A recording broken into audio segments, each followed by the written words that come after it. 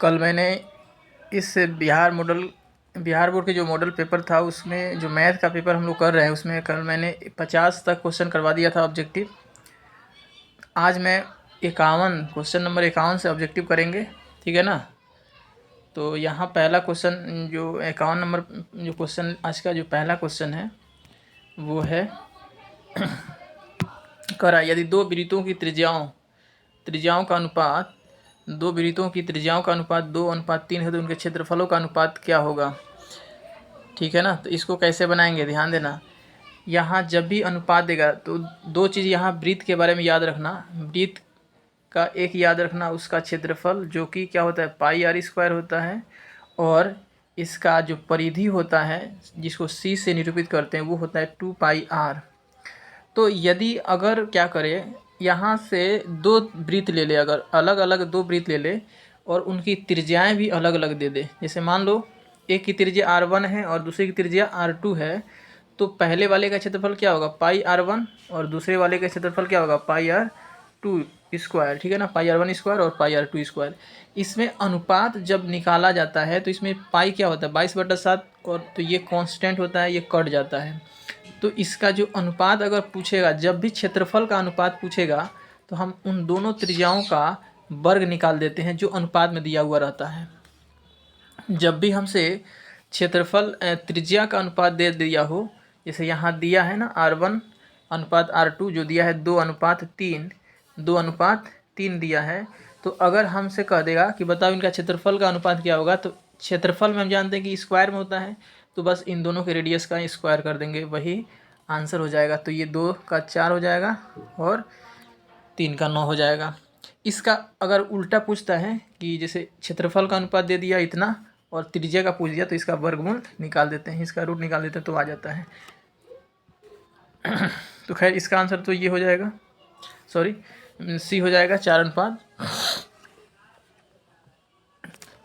अगर इसमें अगर ये वाला बात करें परिधि वाला, तो परिधि में क्या होता है 2πr1 अनुपात 2πr2 अनुपात, तो यहाँ से 2π कट जाता है, r1:r2 बच जाता है, r1:r2। तो अगर इस तरीके से दे दिया कि कह दिया कि दो वृत्तों की त्रिज्याओं का अनुपात इतना है तो उनके परिधियों का अनुपात क्या होगा, तो वो सेम होता है, उतना ही होता है। क्योंकि यहाँ देखोगे r1:r2 ये 2π कट जाएगा तो r1:r2 बचेगा। तो ये बात ध्यान रखना इसमें। दूसरा अगला जो क्वेश्चन है, यदि एक वृत्त की परिधि 8π है तो उसका क्षेत्रफल क्या होगा। ध्यान देना, पाई परिधि का मान क्या होता है 2πr, तो यहाँ से दे दिया है 8, 2πr का मान दिया है 8π, तो यहाँ से त्रिज्या निकल जाएगा। तो यहाँ देखो ये 2 से 4 दूनी 8 हो जाएगा, 4 दूनी 8, और ये पाई से पाई कट गया, तो r का मान यहाँ से आ जाएगा 4। त्रिज्या हमें पता हो गया, तो अब इसका क्षेत्रफल निकाल लेते हैं। क्षेत्रफल होता है πr², तो पाई के फॉर्म में दिया है तो पाई का मान नहीं बैठाएंगे, r का मान यहाँ 4 था तो 4 का स्क्वायर कर देंगे, तो 4 × 16 पाई हो जाएगा। इसका आंसर बी। क्वेश्चन नंबर 53, एक घड़ी मिनट की सुई वाली, ठीक है ना, 1 मिनट वाली सुई 35 मिनट पूरा करने में कितना कोण बनाएगा।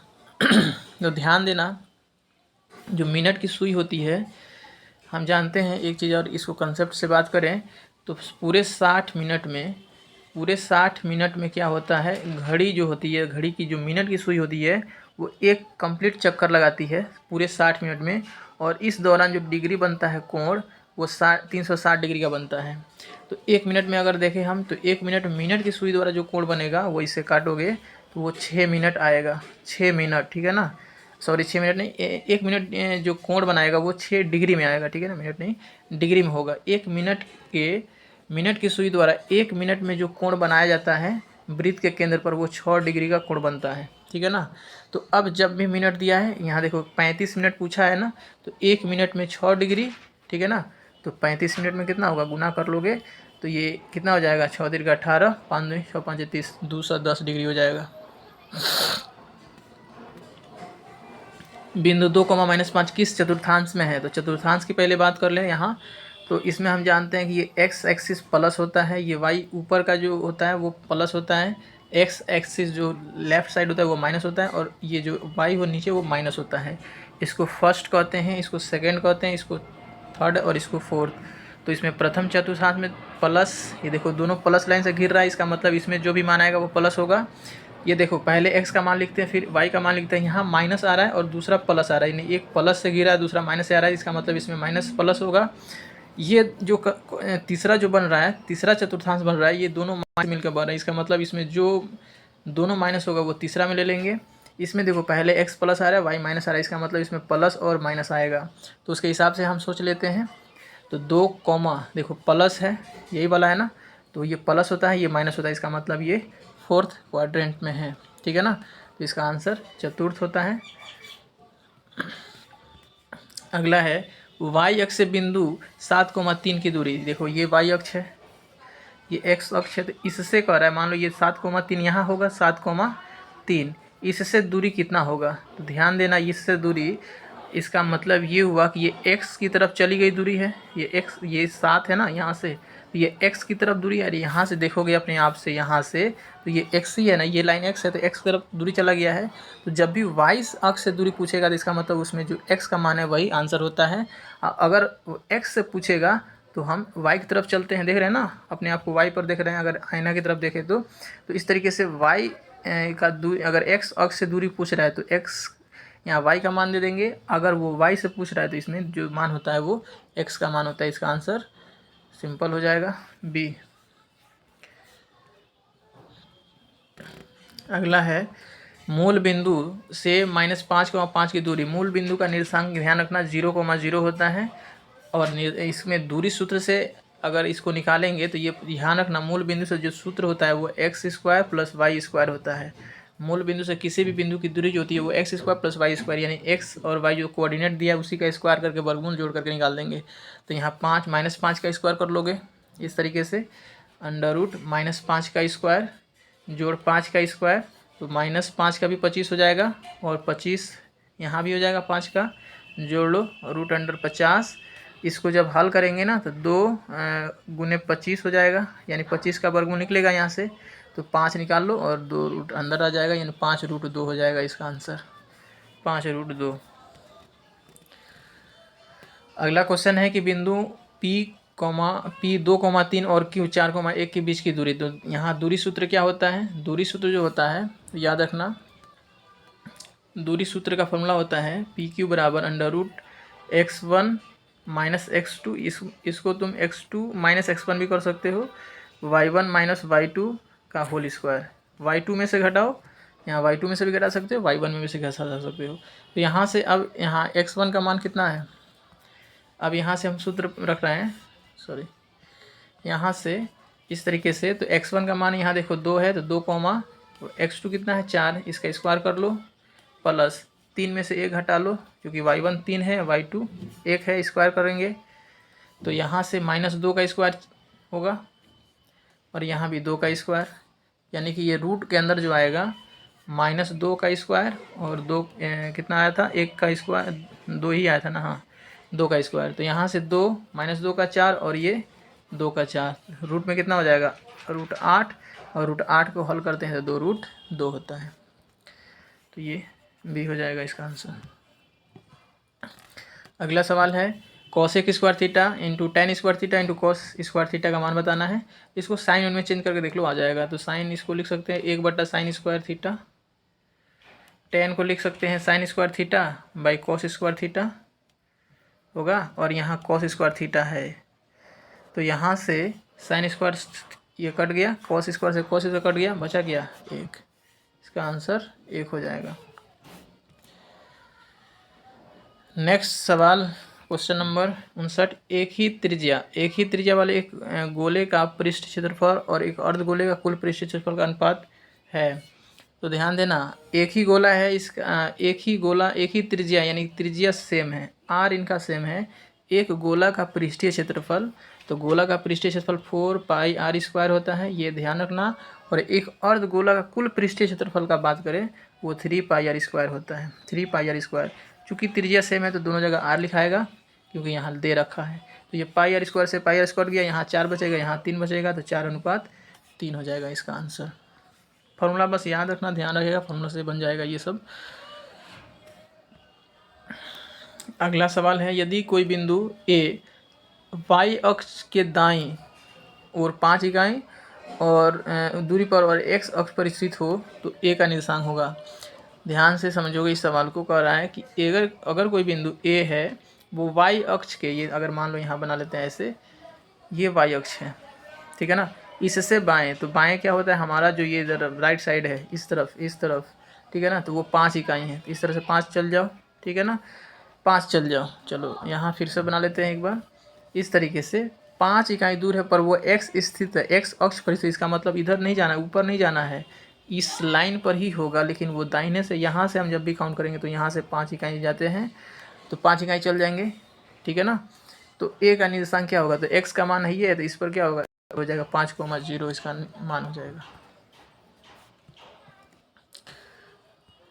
इसका कह रहा है 1/2 प्लस 1/3 प्लस 1/6, इसको 9 पदों तक, इसका मतलब n का मान कितना दिया है 9। और इसमें फिर इसका d निकाल लो, d का मान कितना हो जाएगा 1/3 माइनस 1/2 निकालोगे तो 1/6 इसका आ जाएगा। 6 माइनस 1/6 आएगा क्योंकि 2 इधर जाएगा और -3 तो हाँ, तो -1/6 हो जाएगा। a का मान कितना हो जाएगा 1/2, a का मान 1/2, d का मान -1/6। हमें सिर्फ इसका s निकाल देना है। s निकालना है तो s का फॉर्मूला क्या होता है n/2, ठीक है ना, into 2a plus n-1 into d। तो यहाँ से n का मान हमें पता था 9 है, 9/2, और a का मान 1/2 है, 2 गुने a ये हो जाएगा, प्लस 9 माइनस 1 कर लो 8 आ जाएगा, और इसमें d का मान माइनस कितना आया था 1/6।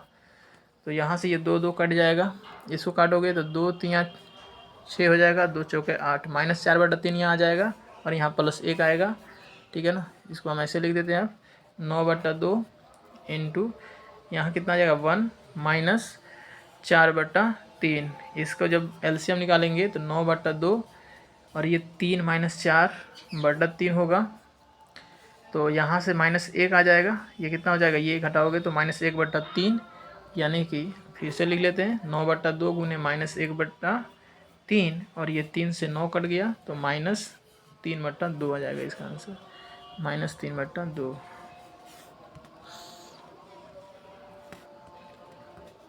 अगला कह रहा है cos square a into 1 + tan square a का मान होगा।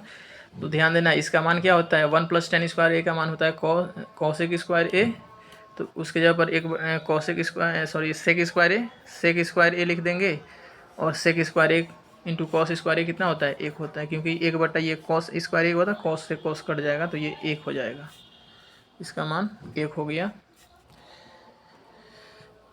अगला सवाल है कि यदि बिंदुओं a 6,5 और b 4,y को मिलाने वाले रेखाखंड बिंदु इतना का मध्य बिंदु है, तो x y का मान ज्ञात करना है। मध्य बिंदु का एकदम सिंपल फॉर्मूला होता है x1 + x2 बटा 2 और y1 + y2/2। ये मध्य बिंदु का निर्देशांक होता है, याद रखना है। तो मध्य बिंदु, अगर इन दोनों के मध्य बिंदु का अगर निर्देशांक निकाले तो 6 + 4 x1/x2/2 और 5 + y, ठीक है ना, बटा 2। तो ये तो 5 आ जाएगा, इसको 10/2 यानी 5, और ये 5 + y। और यहाँ ध्यान देना, यही वो बिंदु किसके बराबर हो जाएगा, इस x, 6 के बराबर हो जाएगा। तो अगर x का मान पूछता तो ये 5 हो जाता, तो x का मान 5 हो जाता, और y का मान निकालने के लिए हम इसको क्या करेंगे, इस 6 के बराबर कर देंगे, यानी कि 5 + y/2 बराबर 6 हो जाएगा। गुना कर लो, 5 + y बराबर 12 हो गया, तो यहाँ से y का मान 7 आ जाएगा, y का मान 7 हो गया। किसी त्रिभुज के शीर्ष, यहाँ देखो, किसी त्रिभुज के शीर्ष बिंदु के निर्देशांक ये दे रखे हैं इतना, इसके केंद्रक का निर्देशांक ज्ञात करना है। तो केंद्रक का निर्देशांक का फॉर्मूला होता है, जैसे यहाँ ध्यान देना, अगर ये त्रिभुज है, ठीक है ना, और इसके ये x1 y1 x2 y2 x3 y3 दे रखा हो,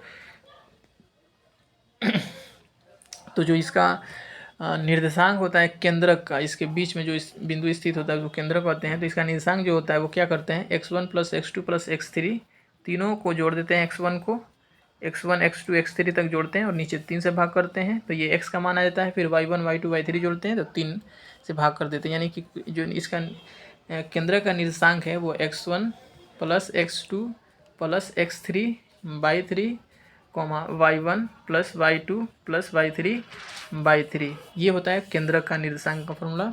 ये काफ़ी महत्वपूर्ण सवाल है, इसको कर लेना एक बार ज़रूर बढ़िया से। तो हम इसका कैसे करेंगे, तो x1 यहाँ 4 है, 4 और यहाँ देखो 0 है, तो 4 + 0 0 4 हो जाएगा, 4 + 0 और फिर 5/3, तो ये 9 आएगा, 9/3 का मतलब 3 आएगा। तो ए ऑप्शन तो पहले ही दिख रहा है, बी ऑप्शन की जहाँ 3 होगा। और y निकालने के लिए 6 प्लस यहाँ देखो 4 10 और 10 5 15, 15/3, तो ये 5 आएगा, तो बी इसका आंसर हो जाएगा। किसी घन का किनारा दोगुना हो जाने पर नए घन के कुल पृष्ठीय क्षेत्रफल तथा पहले, ध्यान देना, कुल पृष्ठीय क्षेत्रफल तथा पहले वाले घन के पृष्ठीय क्षेत्रफल का अनुपात क्या होगा, दोगुना कर दे रहा है। यहाँ देखोगे घन है और घन का क्या कह रहा है, पृष्ठीय क्षेत्रफल। तो घन का पृष्ठीय क्षेत्रफल की बात करें तो अगर कुल की बात करें तो वो होता है कितना, 6a²।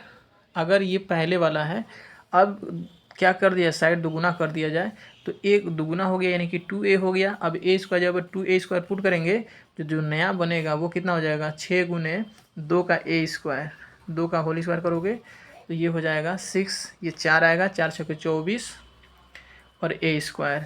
अब पहले किसको रख रहा है, तो कुल पृष्ठीय क्षेत्रफल, ठीक है ना, और बाद वाला पहले वाले का, यानी कि पहले इसको रखना है, 24 को पहले रखना है, चूँकि कह रहा है कि जो बनेगा उसका और पहले के साथ। तो बना ये था और पहले वाला कितना था, 6a², a² से a² कट गया, 6 × 24, इधर 1 बचेगा यानी 4:1 हो जाएगा।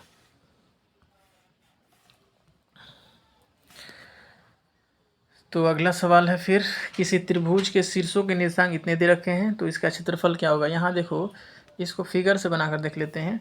ये है हमारा निर्देशांक कोऑर्डिनेट जो प्लेन है, और इसमें देखो ये 0,0 यानी इस यहाँ पर होगा, और देखो a,0 इसका मतलब यहाँ पर होगा। मान लेते हैं a,0 है और 0,b इसका मतलब 0,b यहाँ होगा। अब ये त्रिभुज बन रहा है तो ये समकोण त्रिभुज होगा ना, तो ये लंबाई a है और ये लंबाई b है, तो ये समकोण त्रिभुज बन रहा है। समकोण त्रिभुज पर क्या होता है, 1/2 गुने आधार कितना है a और गुने ऊंचाई गुने b, यानी 1/2 AB हो जाएगा इसका क्षेत्रफल, 1/2 AB, बी ऑप्शन बी हो जाएगा इसका आंसर। अगला क्वेश्चन है कि यदि ABC और DF दो समरूप हैं तो AB का मान 1.2 और यहाँ देखो D का मान 1.4 है, तो ABC और DF के क्षेत्रफल का अनुपात क्या होगा। तो ये थ्योरम होता है कि दो त्रिभुज अगर समरूप हैं तो उनके भुजाओं के वर्गों का अनुपात, ठीक है ना, ध्यान से सुनो, उनके भुजाओं के वर्गों का अनुपात उनके क्षेत्रफल के बराबर होता है। तो ये देखोगे, इसका 1.2 का स्क्वायर कर लोगे और ये 1.4 का स्क्वायर कर लोगे, तो देखो दशमलव खत्म हो जाएगा।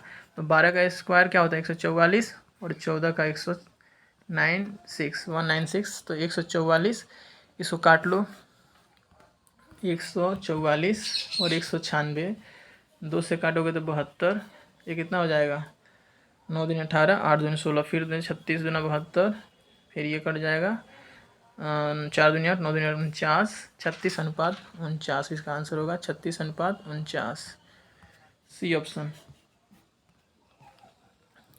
उसी तरीके से अगला सवाल है कि यदि ABC और DF समरूप है तथा ABC का परिमाप इतना है, DF का परिमाप इतना है, ठीक है ना, दोनों का परिमाप दिया हुआ है, तो AB और D का बराबर होगा। तो बस इनके जो परिमाप होते हैं ना, भुजाओं का अनुपात इनके परिमाप के अनुपात के बराबर होता है। तो 30/20 बराबर 12/DE, इसको काट लो, आंसर आ जाएगा। ये 20 है, 0 से 0 कट गया, अब ये हो गया 3 चौके 12, D का मान कितना हो जाएगा, 8 हो जाएगा, D का मान 8, बी ऑप्शन। अगला सवाल है कि यदि किसी बाह्य बिंदु P से किसी वृत्त पर PQ और PR दो स्पर्शिकाएं हैं, PQ की लंबाई 6 सेंटीमीटर, PR होगा वह भी 6 ही होता है। जब भी याद ध्यान रखना कि कोई भी बिंदु ऐसे कोई वृत्त है और बाहर से कोई बिंदु से इस पर स्पर्शिका खींचा जाता है तो दोनों स्पर्शिका की लंबाई क्या होती है, समान होती है, ठीक है ना, इस तरीके से। तो ये 6 है तो ये भी 6 होगा। अगला सवाल कि यदि किसी वृत्त का व्यास 14 सेंटीमीटर है तो वृत्त का क्षेत्रफल क्या होगा, 7 हो जाएगा इसका त्रिज्या, तो 7 πr² होता है, इसको कर लोगे तो 22/7 गुने 7 गुने 7, 7 से 7 154 इसका आंसर हो जाएगा गुना करने से। उसी तरह से अगला यदि किसी वृत्त का व्यास 14 सेंटीमीटर, वृत्त की परिधि पूछ दिया यहाँ से, तो त्रिज्या तो यहाँ 7 हो जाएगा, परिधि 2πr होता है, तो 2 गुने 22/7 और त्रिज्या का मान भी 7, 7 से 7 कट गया, 22 दूनी 44 इसका आंसर हो जाएगा सी ऑप्शन। उसी तरीके से अगला सवाल है, एक वृत्त की परिधि तथा व्यास का योग 29 सेंटीमीटर वृत्त का व्यास होगा। तो वृत्त की परिधि 2πr और वृत्त का व्यास क्या होता है 2r, ठीक है ना। तो वृत्त का व्यास ज्ञात करना है, ये दे रखा है 29, वृत्त का व्यास त्रिज्या का दुगुना ही होता है ना, तो अगर हम वृत्त की परिधि 2πr लेते हैं तो ये d ना लिख करके 2r लिख लो, जो कि 29 दिया है, और हमसे यहाँ पूछ दिया है वृत्त का व्यास पूछ दिया है, तो यहाँ से r कॉमन ले लेंगे, r कॉमन हो जाएगा, ठीक है ना, 2π + 2 हो जाएगा, +2 बराबर 29। तो r का मान कैसे निकालोगे, r का मान यहाँ से आ जाएगा 29/2π + 2, यहाँ से अब 29/2 गुने पाई का मान रख लो 22/7 + 2, ठीक है, इसको काट लोगे, एलसीएम लो, तो 29/22 दूनी 44/7 + 2, ये कितना हो जाए 7 दूनी 14, यानी कि 29/14 और उसमें जोड़ दो 44, तो 58 हो जाएगा, 58/7, तो 7 ऊपर चल जाएगा, यानी इस तरीके से हो जाएगा 58, तो ये हो जाएगा 29 दूना, तो त्रिज्या कितना हो गया 7/2, त्रिज्या कितना हो गया r इसका हो गया 7/2, तो व्यास इसका क्या हो जाएगा, इसका 2 गुना कर दोगे, इसमें 2 से गुना कर देंगे तो ये 7 सेंटीमीटर आ जाएगा। थोड़ा टफ सवाल है। अगला है 8 सेंटीमीटर त्रिज्या वाले वृत्त के अंदर 6 सेंटीमीटर व्यास वाले वृत्त को काटकर हटाने के बाद बचे क्षेत्रफल क्या होगा। तो 8 सेंटीमीटर त्रिज्या वाले वृत्त का क्षेत्रफल क्या होगा, अगर पाई की बात कर रहा है, पाई अच्छा एक या पाई में कैलकुलेट कर देख लेते हैं, यहाँ पाई होना चाहिए, तो इसका अगर पाई के रूप में निकालोगे तो 64 पाई होगा, और उसमें से 6 सेंटीमीटर व्यास है तो त्रिज्या कितना हो जाएगा इसका त्रिज्या हो जाएगा 3, तो इसका क्षेत्रफल कितना हो जाएगा पाई और 9 पाई हो जाएगा, 9 पाई इसमें से घटा दो, कितना होगा 9 5 14 55 पाई, तो इसका आंसर 55 पाई। बड़े वाले में से अरे इसमें से उसको क्या कर रहा है काट ले रहा है, तो जो इसमें पूरा है उसमें से निकाल दो, इसको 55 पाई हो जाएगा। अगला है कि यदि एक समबाहु त्रिभुज का क्षेत्रफल 4√3 सेंटीमीटर स्क्वायर है तो इसके प्रत्येक भुजा का मान होगा। समबाहु त्रिभुज का जो क्षेत्रफल होता है 4√3, ऐसे लिखना √3, इसका क्षेत्रफल 4√3 बाई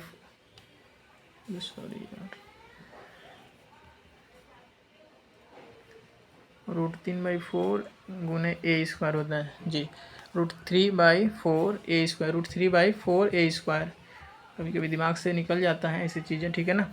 तो 4√3 यहाँ हो गया, ठीक है ना, तो a से ये रूट से √3 कट गया, 4 इसमें क्रॉस कर लोगे तो a² बराबर 16, तो a का मान कितना हो जाएगा 4, तो प्रत्येक भुजा पूछा है तो 4 हो जाएगा इसका आंसर।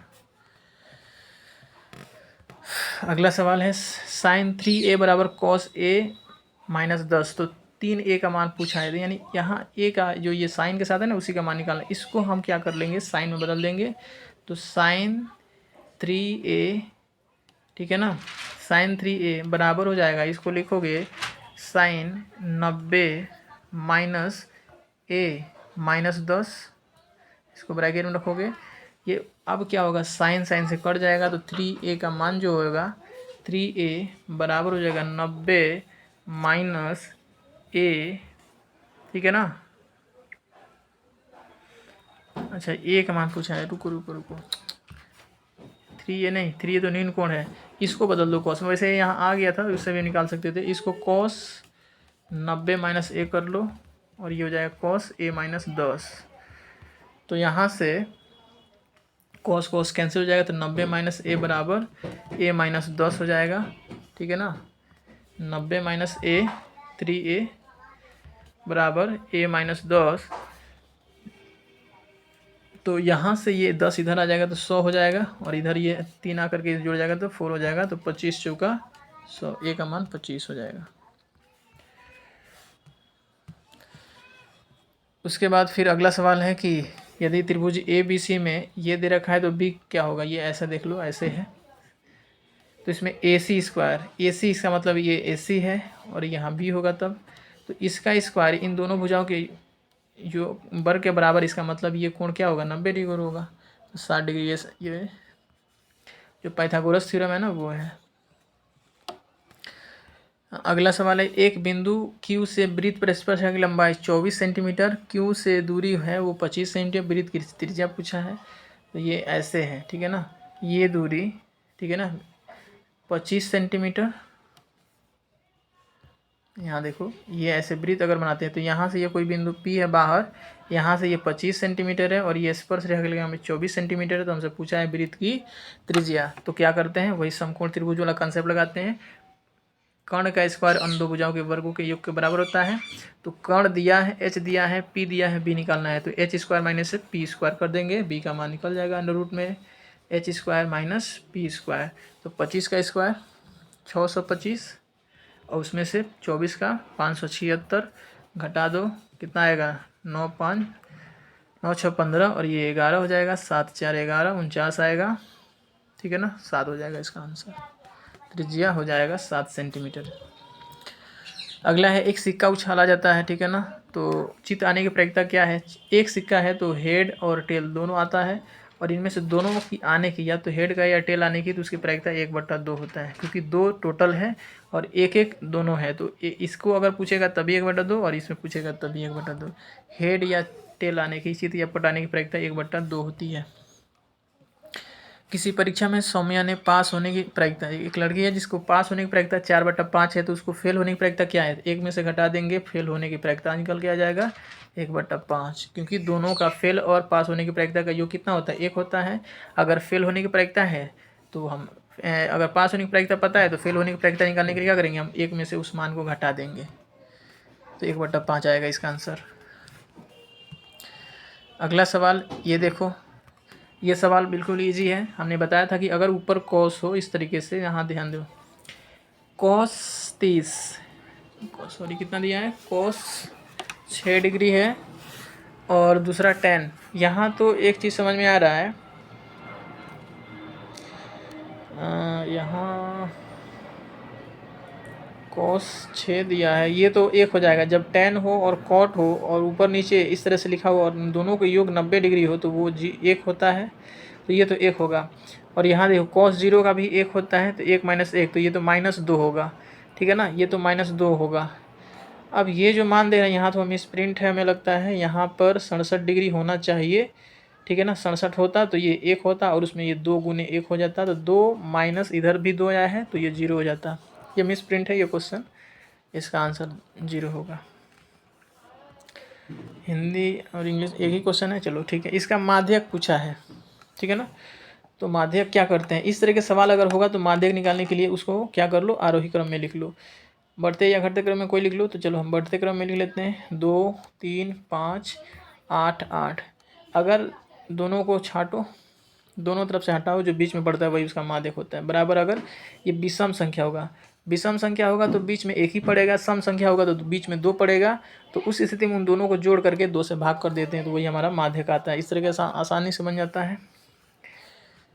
बहुलक बताना है इसका, तो बहुलक क्या होता है, ऐसे मतलब कि समअंकों में जिसकी अंक जो संख्या सबसे अधिक बार आया वही उसका बहुलक होता है। तो इसमें देखो 8 कितने बार आया है, 2 तो 2 बार आया है, 3 कितने बार आ रहा है, 4 बार आ रहा है, 1 2 3 4 और 8 1 2 2 ही बार, इसका मतलब इसका आंसर 3 होगा, चूँकि जो सबसे ज़्यादा बार आया वही उसका आंसर होता है। बहुलक इसका 3 हो जाएगा।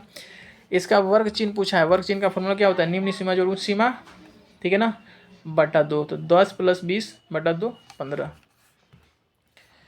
हो गया। इसका वर्ग अंतराल 5 से 10, 10 से 15, 15 से 20 के वर्ग की लंबाई पूछ रहा है, तो 10 निम्न उच्च सीमा माइनस निम्न सीमा, तो 10 - 5 5, इसका आंसर 5 होगा। जब भी वर्ग अंतराल की वर्ग की लंबाई पूछेगा तो उच्च सीमा में से निम्न सीमा घटाते हैं, बाद वाला में से पहले वाले घटा देते हैं, वही उसका आंसर होता है।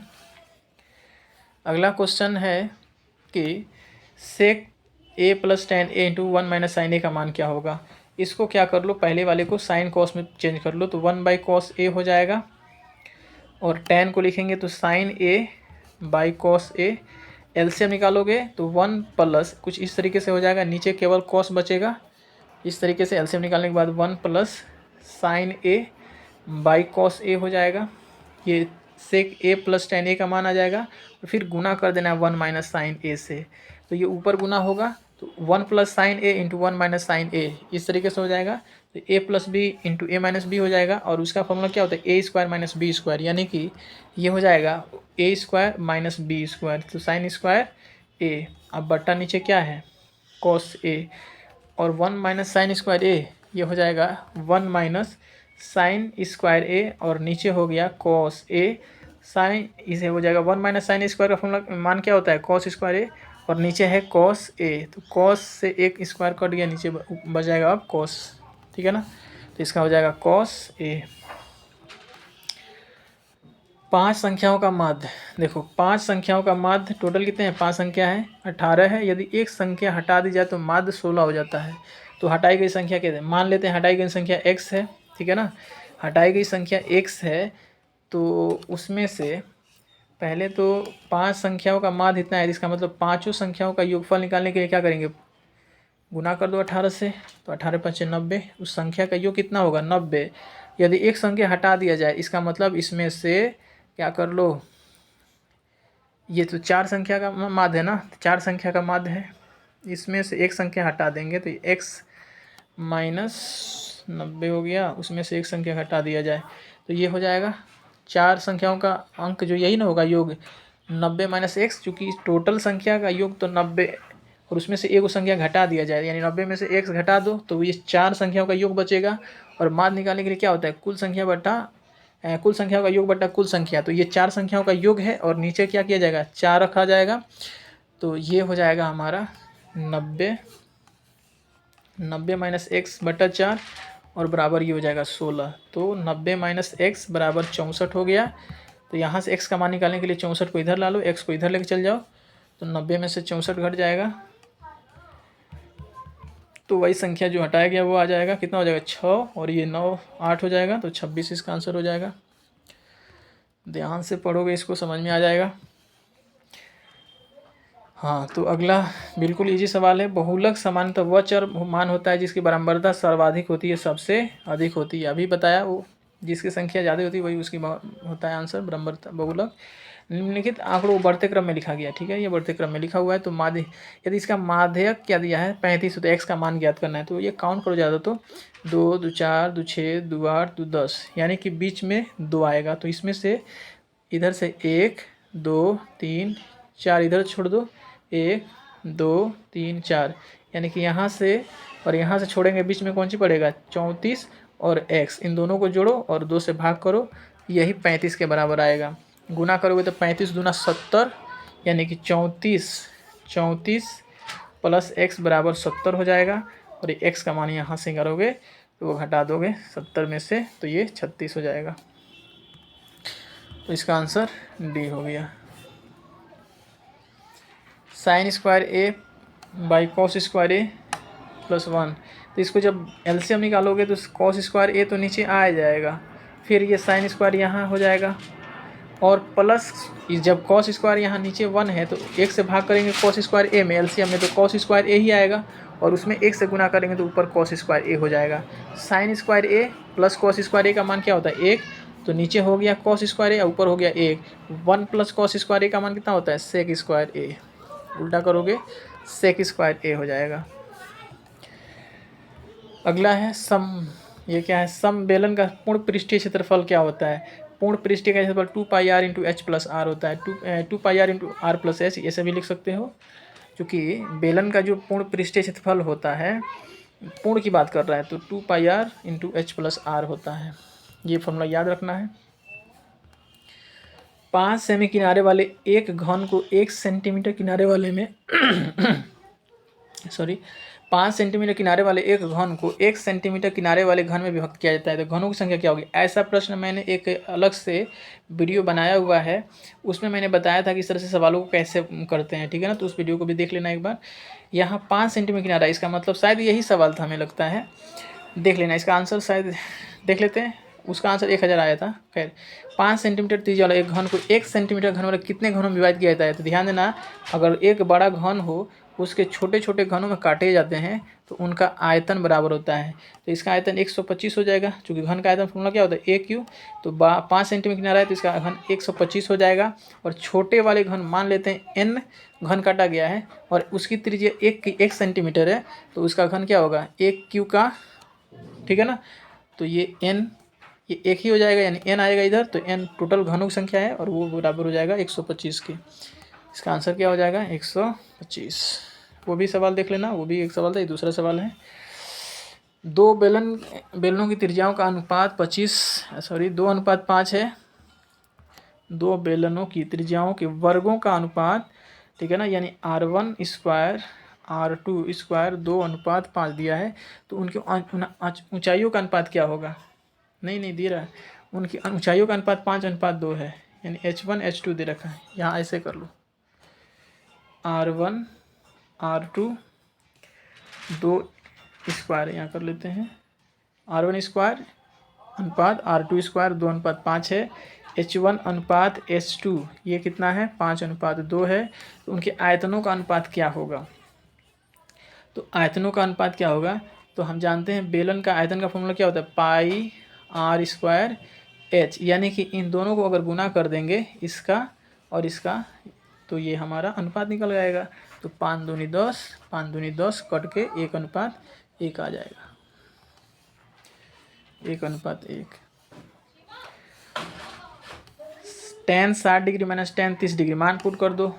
tan 60 का मान ये होता है √3, tan 30 का 1/√3, नीचे 1 प्लस tan का √3 और ये हो जाएगा 1/√3। तो ये 3 से 3 कट गया, यानी नीचे 2 बचेगा, नीचे बच जाएगा 2, तो √3 1/√3 बटा नीचे 2। तो इसका एलसीएम निकालोगे तो ये ऊपर कर लोगे तो √1 और √3 का एलसीएम √3 होगा, और 1 से भाग करेंगे √3 में तो √3 आएगा, और उसको √3 से गुना करेंगे तो वो 3 आएगा, फिर -1 और नीचे होगा 2। तो ये 2/√3 ये हो जाएगा 2/√3, और फिर ये 2 क्या हो जाएगा? ऐसे हो जाएगा 2/√3, और ये मेन भाग का साइन यहाँ है, तो ये हो जाएगा 2/2√3। तो ये 2 से 2 कट गया, 1/√3 इसका आंसर होगा। कैलकुलेशन में ध्यान रखना। अगला है कि बिंदु 4, P तथा 1, 0 के बीच की दूरी 5 हो तो P का मान बताओ। तो दूरी सूत्र निकाल लेंगे। तो क्या होता है, यहाँ कर लो, x1 माइनस x2 का स्क्वायर जोड़ y1 माइनस y2 का स्क्वायर, और ये होल कर लो, रूट कर लो, और ये हो जाएगा 5 का। रूट हटाने के लिए स्क्वायर करते हैं तो इधर 5 का 25 हो जाएगा, ये 3 का स्क्वायर 9 हो जाएगा, ये p स्क्वायर बचेगा और इधर बचेगा 25, यानी कि 9 प्लस p स्क्वायर बराबर 25। p स्क्वायर बराबर हो जाएगा 25 घटा दोगे 16, तो p का मान प्लस माइनस, क्योंकि स्क्वायर है तो वर्गमूल निकालोगे, +-4 हो जाएगा, +-4। अगला सवाल है, एक शंकु के आधार की त्रिज्या 7 सेंटीमीटर और ऊंचाई 15 सेंटीमीटर, इसका आयतन क्या होगा? शंकु का आयतन का फॉर्मूला होता है 1/3 पाई स्क्वायर h। मान पुट कर लोगे, 1/3 22/7, r का मान 7 × 7, त्रिज्या 15, काटो, 7 से 7 कट गया, 5 × 15 हो गया। देखो 110 आएगा 5 से जब गुना करोगे 22 में, तो और उसमें 7 से गुना करेंगे तो 77, 11 7 77 और उस पर 0, 770 आएगा, 770 बी ऑप्शन। यदि बिंदु 1,2 0,0 और A,B संरेखी है तो इसमें कौन सा संबंध होगा? तो ध्यान रखना, संरेखी है तो वो त्रिभुज का क्षेत्रफल बराबर होता है 0। तो त्रिभुज के क्षेत्रफल का फॉर्मूला क्या होता है? लिख लेना, x1 × y2 माइनस y3, ठीक है ना, फिर x2 y3 माइनस y1, फिर x3 y2 माइनस y1, यहाँ y1 है ना तो y1 माइनस y2 हो जाएगा ये फॉर्मूला, और ये 0 कर देना। यहाँ देखो ये x1 यहाँ x2 क्या है, 0 है, यानी x2 यहाँ रखेंगे तो ये तो 0 हो जाएगा। इसका मतलब ये वाला टर्म काट देते हैं, शॉर्ट कर सॉल्यूशन लिखते हैं। वैसे तुम लोग पेपर पर बढ़िया से करना, मेरे पास स्पेस कम है इसलिए मैंने इसको डिटेल नहीं कर रहा है। यहाँ हम शॉर्ट कर रहे हैं। यहाँ x2 जब यहाँ रखोगे तो 0 हो जाएगा, नहीं क्योंकि x2 यहाँ 0 है, तो ये वाला टर्म तो 0 हो जाएगा। उसी तरीके से अब बच जाएगा x1 बचा हुआ है और x3 बचा हुआ है। इसका मतलब ये वाला यूज़ करो और ये वाला यूज़ कर लो। तो यहाँ से हम यही दो टर्म यूज़ कर ले रहे हैं, x1 y2 माइनस y3 कर लो। तो इसको कैलकुलेट करोगे तो एक आएगा, x1 का मान x है और y2 का मान देखो 0, y3 का मान बोलो कितना है, b है, प्लस x3 का मान देखो a है और y1 का मान 0 है, नहीं y1 मान 2 है और y2 का मान 0 है, यानी 2 यहाँ से ये 2a हो जाएगा, यहाँ से माइनस b हो जाएगा और यहाँ से ये प्लस 2a होगा बराबर 0। तो माइनस को इधर भेजोगे तो a बराबर यानी कि 2a बराबर b हो जाएगा। कैलकुलेट करना है इसको अपने पेपर पर कॉपी में। एक त्रिभुज के शीर्ष तो क्षेत्रफल दे देना है, ये वही है अभी जो बताया ना, वो फॉर्मूला यूज कर लेना और इसको कैलकुलेट कर लेना, ठीक है ना। चूँकि स्पेस कम है इसलिए कैलकुलेट नहीं करना है इसको, इजी है, फॉर्मूला यूज कर लेना बस।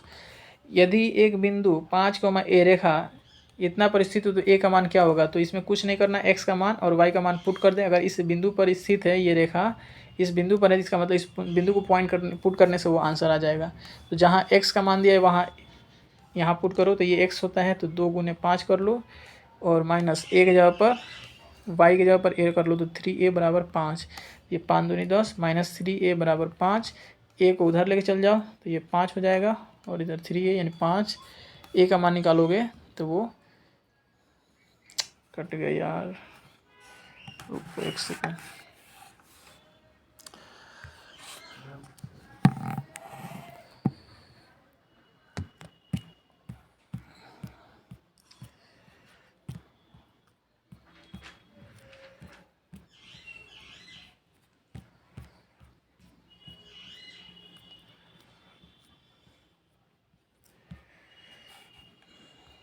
तो ये इसका आंसर आ रहा था, ठीक है ना, 3a बराबर 5, तो यहाँ से a का मान हो जाएगा 5/3, ये ऑप्शन। अगला 99 क्वेश्चन नंबर है, a cos theta plus b sin theta का मान इतना है तो और इतना है, तो बस कुछ नहीं करना, ये मान पुट करो आ जाएगा। स्पेस कम होने की वजह से अगर इसको हम यहाँ बनाने की कोशिश करें तो a² प्लस b² रख लो, मान पुट करो